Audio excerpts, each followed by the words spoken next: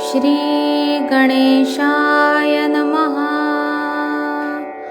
ॐ भद्रं कर्णेभिः शृणुयाम देवाः, भद्रं पश्येमाक्षभिर्यजत्राः, स्थिरैरङ्गैस्तुष्टुवांसस्तनूभिः व्यशेम देवहितं यदायुः। ॐ स्वस्ति न इन्द्रो वृद्धश्रवाः, स्वस्ति नः पूषा विश्ववेदाः, स्वस्ति नस्तार्क्ष्यो अरिष्टनेमिः, स्वस्ति नो बृहस्पतिर्दधातु। ॐ शान्ति शान्ति शान्तिः। हरि ओं नमस्ते गणपतये। त्वमेव प्रत्यक्षं तत्त्वमसि, त्वमेव केवलं कर्तासि, त्वमेव केवलं धर्तासि, त्वमेव केवलं हरतासि, त्वमेव सर्वं खलु इदं ब्रह्मासि। त्वं साक्षादात्मासि नित्यं, ऋतं वच्मि सत्यं वच्मि, अवत्वं माम् अववक्तारम् अवश्रोतारम् अवदातारम् अवधातारम्, अवानुचां नमवशिष्यम् अवपश्चात्तात् अवपुरस्तात् अवउत्तरात्तात् अवदक्षिणात्तात् अवचोर्ध्वात्तात् अवाधरात्तात्, सर्वतो मां पाहि पाहि समन्तात्। त्वं वाङ्मयस्त्वं चिन्मयः, त्वम् आनन्दमयस्त्वं ब्रह्ममयः, त्वं सच्चिदानन्दाद्वितीयोऽसि, त्वं प्रत्यक्षं ब्रह्मासि, त्वं ज्ञानमयो विज्ञानमयोऽसि। सर्वं जगदिदं त्वत्तो जायते, सर्वं जगदिदं त्वत्तस्तिष्ठति, सर्वं जगदिदं त्वयि लयमेष्यति, सर्वं जगदिदं त्वयि प्रत्येति।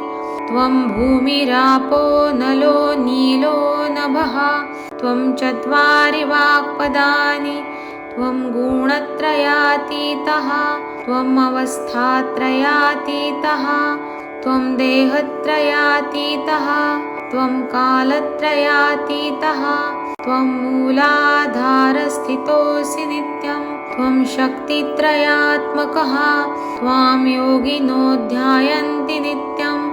त्वं ब्रह्मास्त्वं विष्णुस्त्वं रुद्रस्त्वम् इन्द्रस्त्वम् अग्निस्त्वं वायुस्त्वं सूर्यस्त्वं चन्द्रमास्त्वं ब्रह्मभूर्भुवस्वरोम्। गणादिं पूर्वमुच्चार्य वर्णादिं तदनन्तरम्, अनुस्वारः परतरः अर्धेन्दुलसितं तारेण रुद्धम्।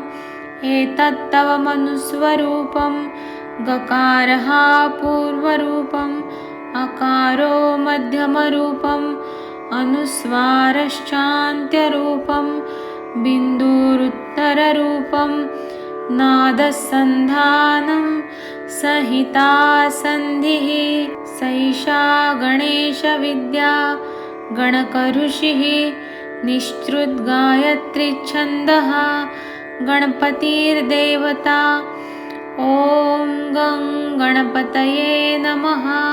एकदन्ताय विद्महे वक्रतुण्डाय धीमहि, तन्नो दन्तिः प्रचोदयात्। एकदन्तं चतुर्हस्तं पाशमं कुशधारिणं, रदं च वरदं हस्तैर्बिभ्राणं मूषकध्वजं, रक्तं लम्बोदरं शूर्पकर्णकं रक्तवाससं, रक्तगन्धानुलिप्ताङ्गं रक्तपुष्पैः सुपूजितं, भक्तानुकम्पिनं देवं जगत्कारणमच्युतम् आविर्भूतं च सृष्ट्यादौ प्रकृतेः पुरुषात् परम् एवं ध्यायति यो नित्यं स योगी योगिनां वरः।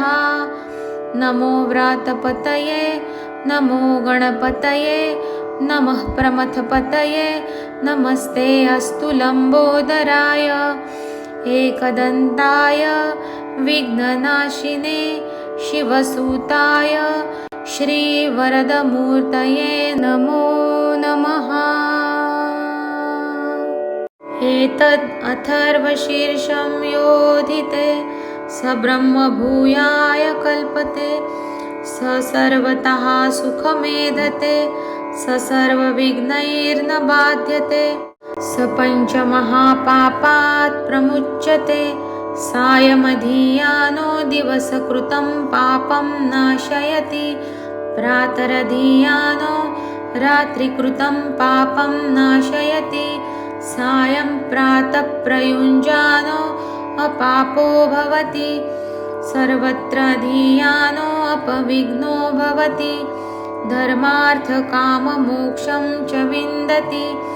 इदम् अथर्वशीर्षम् अशिष्याय न देयं यो यदि मोहात् दास्यति स पापीयान् भवति सहस्रावर्तनात् यं यं काममधीते तं तं अनेन साधयेत् अनेन गणपतिम् अभिषिञ्चति स वाग्मी भवति चतुर्थ्यामनश्नं जपति स विद्यावान् भवति स यशोवान् भवति इति अथर्वणवाक्यं ब्रह्मद्यावरणं विद्यात् न बिभेति कदाचन इति यो दुर्वाङ्कुरैर्यजति स वैश्रवणोपमो भवति यो लाजैर्यजति स यशोवान् भवति स मेधावान् भवति यो मोदकसहस्रेण यजति स वाञ्छितफलमवाप्नोति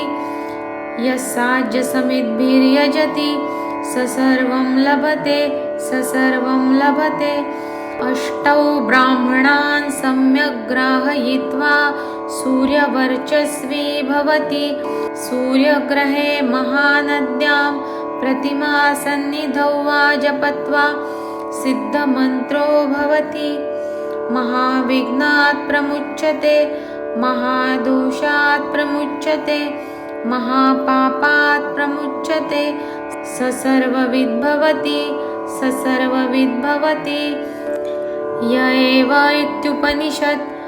ॐ सहनाववतु सहनौ भुनक्तु सह वीर्यं कर्वावहै तेजस्विनावधीतमस्तु मा विद्विषावहै। ॐ भद्रं कर्णेभिः शृणुयाम देवाः भद्रं पश्येमाक्षभिर्यजत्राः स्थिरैरङ्गैस्तुष्टुवांसस्तनूभिः व्यशेम देवहितं यदायुः। ॐ स्वस्ति न इन्द्रो वृद्धश्रवाः स्वस्ति नः पूषा विश्ववेदाः स्वस्ति नस्तार्क्ष्यो अरिष्टनेमिः स्वस्ति नो बृहस्पतिर्दधातु। ॐ